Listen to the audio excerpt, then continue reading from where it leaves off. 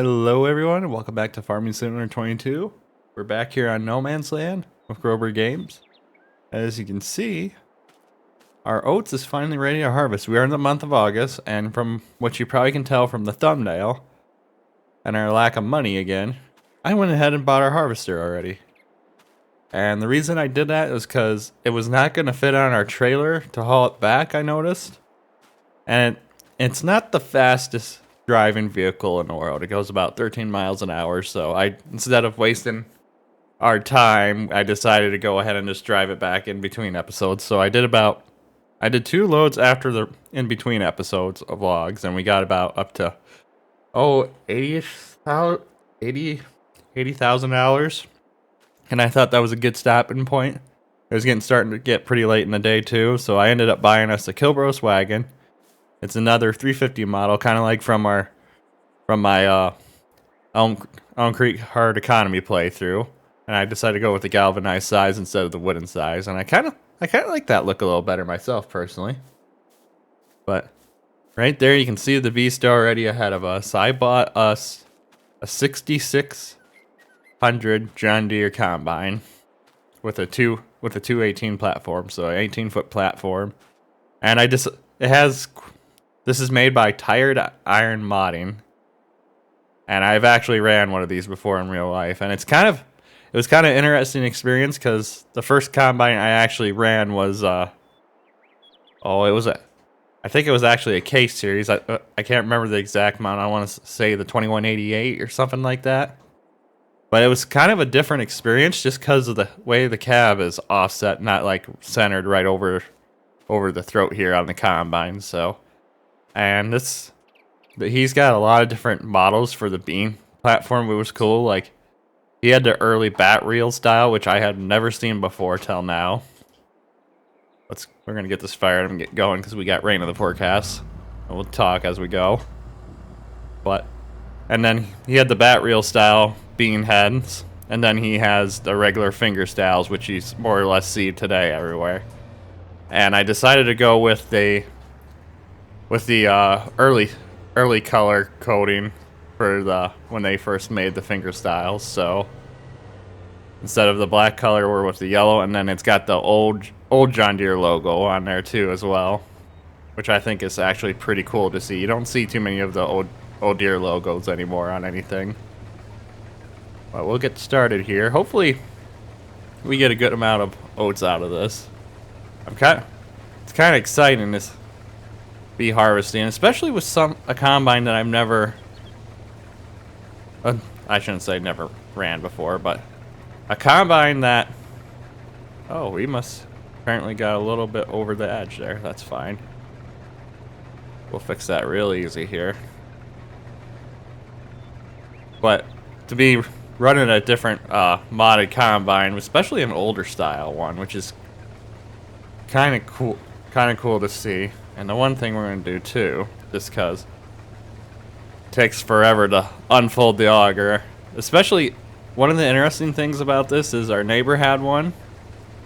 And when he did beans and stuff, like shorter crop I should say, usually he didn't have it out when he was combining corn, because he would hit the top of the corn as he drove by it, because I think he only had I don't think he had a 6-row head on it. I think he had a 4-row corn head on it. So the auger went at its angle was too close, so it'd be hitting the corn and sometimes topple it over. And it's just it was a very slow unfolding auger. And I remember the one time I was running it for him, we were doing corn. He was hauling the loads to town, and one of the issues that I had, and I was quite a bit younger when I was running it, so I never had experience like running a combine like this before, was that the way this auger unfolds, there's like on most, I think he had an earlier model, like this is based on a 78 models, but so Tire Iron Modding has it between like, how'd it go, like I think it started at 77 and it goes through up to 78, so it basically changes the style and interior of the cab. and such like that mainly, and whether it had AC or not. But they had like a little latch on there that you had to reach out and latch, and if you didn't latch it right, it would still unload alright, but you would have like a little stream of corn coming out of there. And I definitely did not get it latched right one of the times. So I left a little pile of corn while loading one of his wagons one of the times, which is kind of unfortunate, but at least the guy himself was very understanding about it, you know. It was still my first experience and such. But yeah, this is a really weird concept to see when we just jump in the cab there, just to be kind of offset like that. You don't see too many of these combines anymore nowadays. I know a few years ago when I worked at a John Deere dealership, there was one that came in. I think it was I'm not for sure. I think it was a 66 as well. Ooh.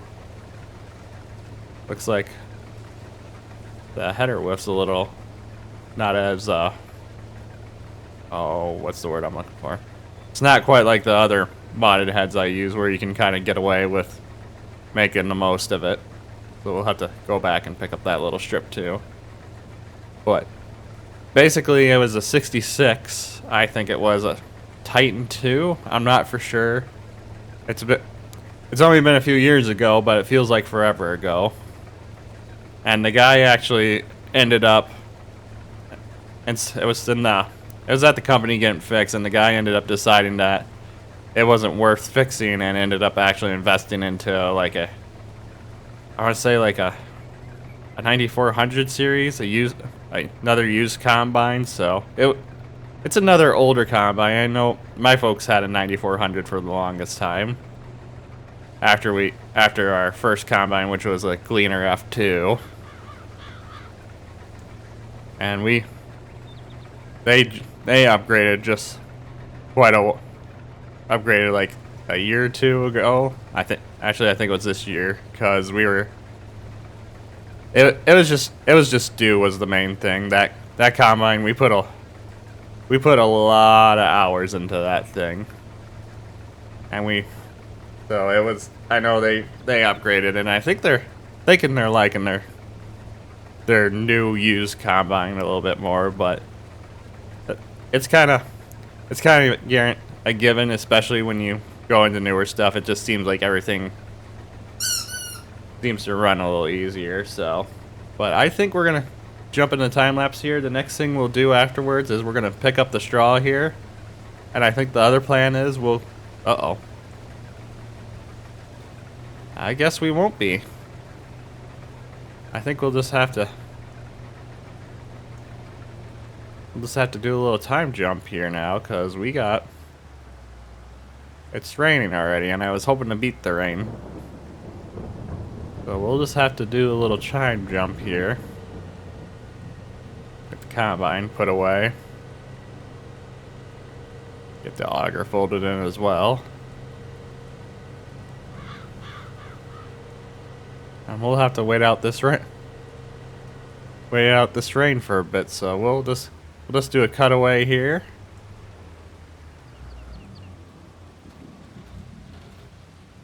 We'll see you guys in a bit. So it's about 11:30 now.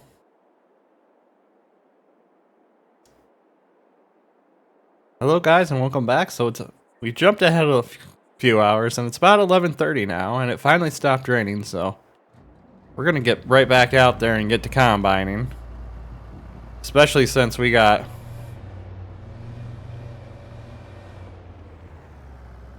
quite a bit I want to do today yet. So the other thing too is I think our bales are almost done fermenting as well, if they're not already.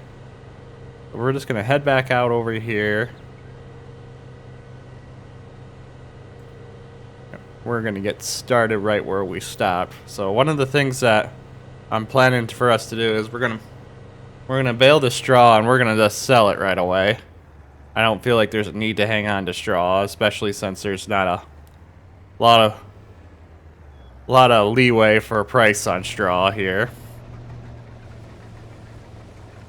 And then I think we might start going out back and cutting our grass again. Just so that way we can wrap up some more bales and keep the income coming off that. I'm half tempted after this cutting to go out and start. After this cutting and we get it done baling, I'm half tempted to go to the one side of that rock over there and work the ground up and just plant straight grass so we can at least have something to keep doing during the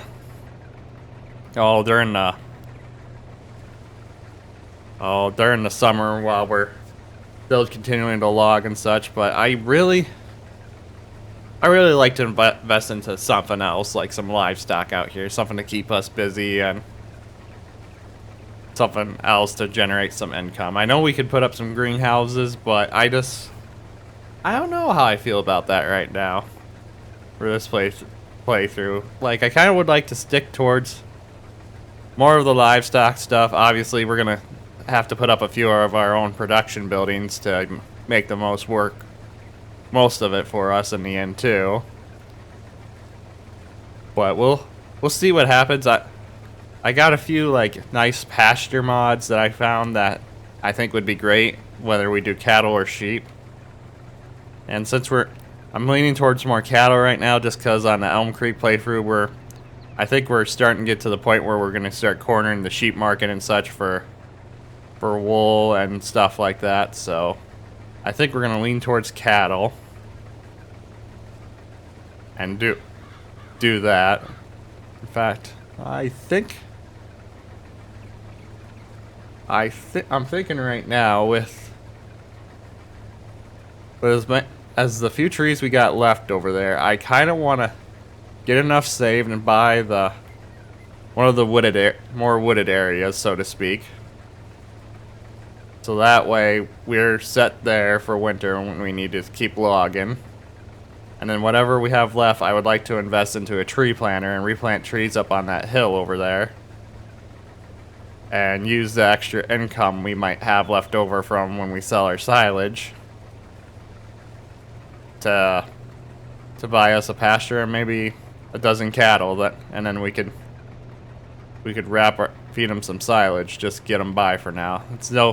Granted, it's no TMR for the best production, but we are not quite set up yet to be the highest production for cattle, but we're just gonna go that route. So we'll jump into the time lapse here. Like I said, we're gonna probably end up baling the straw, and then we're probably gonna end up cutting the grass and getting that wrapped away, and maybe we'll just wrap it up on top of that hill there, since that's kind of where I want to put the pasture. So we'll see you guys in a bit.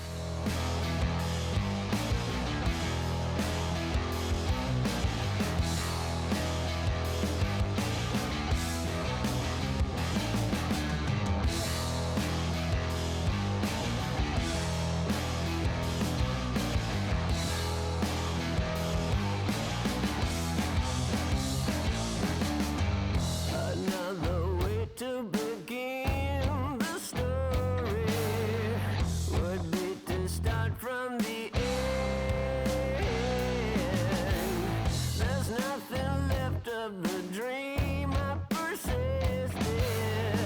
No way to go back again. I want you to save me from myself. Save me from myself. Save me from myself. I want you to tear me down and build me up again. Save me from myself.